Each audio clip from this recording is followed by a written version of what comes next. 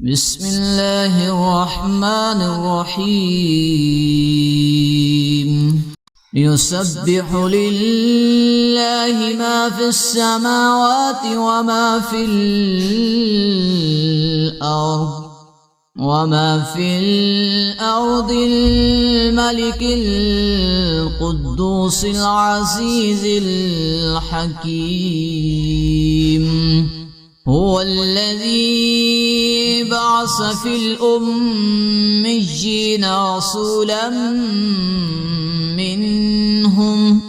رسولا منهم يتلو عليهم آياته ويزكيهم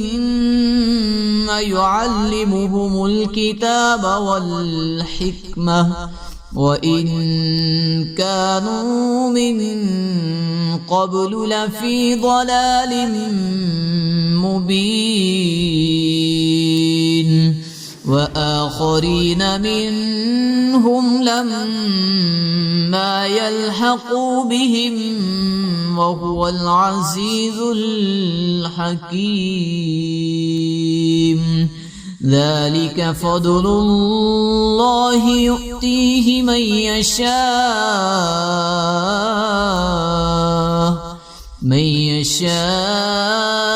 والله ذو الفضل العظيم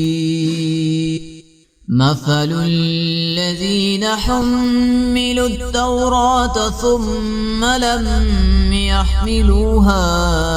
كمثل الحمار يحمل أسفارا بئس مثل القوم الذين كذبوا بآيات الله والله لا يهدي القوم الظالمين قل يا أيها الذين هادوا إن زعمتم أنكم أولياء لله من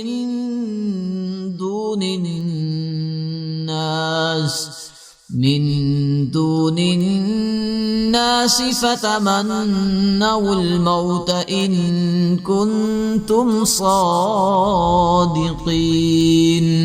ولا يتمنونه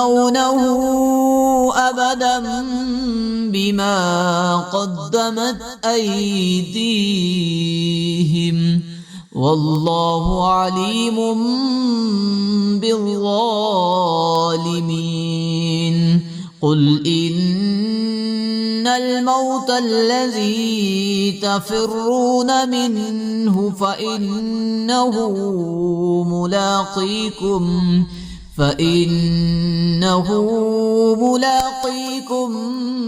ثم تردون إلى عالم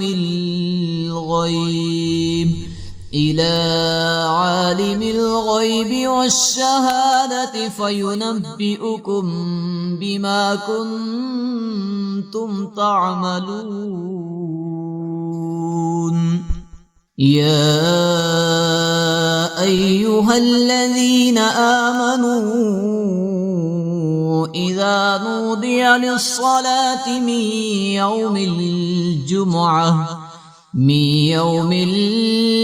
الجمعة فاسعوا إلى ذكر الله وذروا البيع ذلكم خير لكم إن كنتم تعلمون فإذا قضيت الصلاة فانتشروا في الأرض وابتغوا من فضل الله واذكروا الله كثيرا لعلكم تفلحون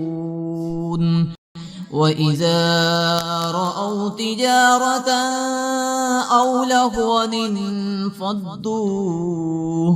أو لهوا انفضوا إليها وتركوك قائما قل ما عند الله خير من اللهو ومن التجارة والله خير الرازقين.